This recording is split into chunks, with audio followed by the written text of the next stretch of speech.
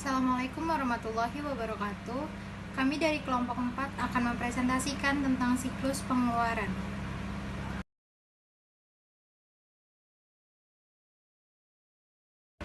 Di kelompok 4 ini terdiri dari saya sendiri, Anissa Fajari Sahda, lalu ada Rusmina, lalu ada Siti Rahmawati, dan Kayeni Febriani.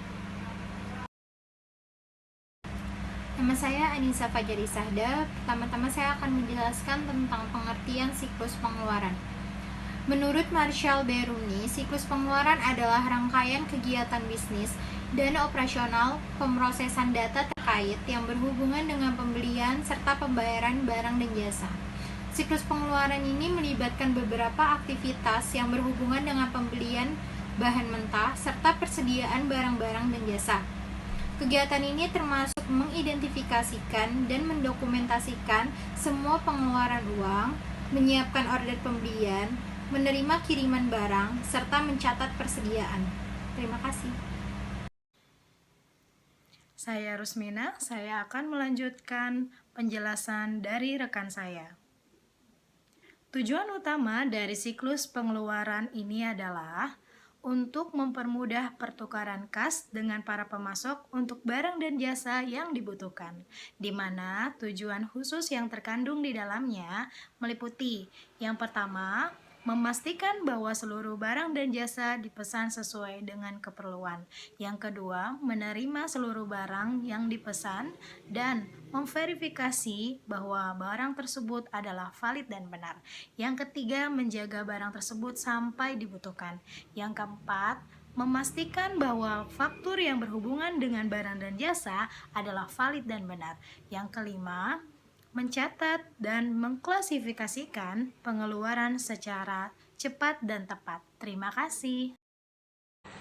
Selanjutnya, 3 fungsi dasar sistem informasi akuntansi dalam siklus pengeluaran. Pertama, memperoleh dan memproses data mengenai berbagai aktivitas bisnis. Kedua, menyimpan dan mengatur data untuk mendukung pengambilan keputusan.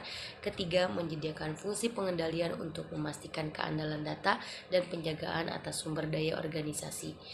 Adapun aktivitas-aktivitas siklus pengeluaran ialah aktivitas permintaan pembelian barang atas kebutuhan barang dan jasa, aktivitas pemesanan barang dan jasa yang akan dibeli, aktivitas penerimaan barang dan jasa yang telah dibeli, aktivitas persetujuan faktur dari supplier, dan aktivitas pembayaran atas pemberian barang dan jasa.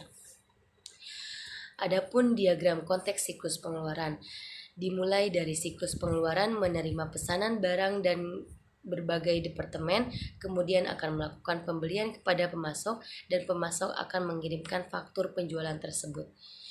Dari siklus pengeluaran akan melakukan pembayaran kepada pemasok, kemudian pemasok mengirimkan barang dan jasa kepada siklus pengeluaran dan akan ditransfer ke setiap departemen.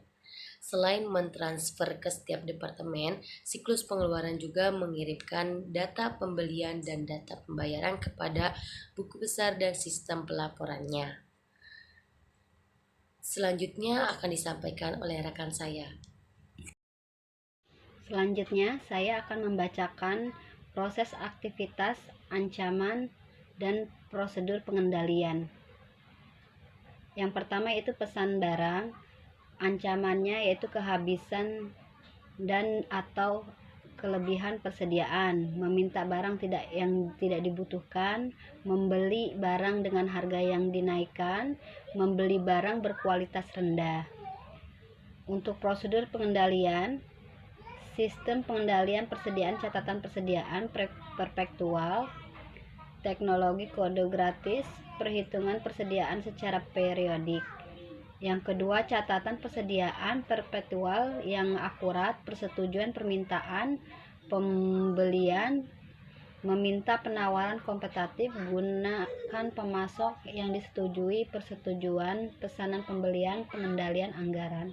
Yang keempat, gunakan vendor yang disetujui, persetujuan pesanan pembelian, awasi kinerja vendor, pengendalian anggaran. Selanjutnya, proses atau aktivitas. Yang pertama, terima dan simpan barang. Ancamannya yaitu menerima barang yang tidak dipesan, Yang kedua, mencuri persediaan.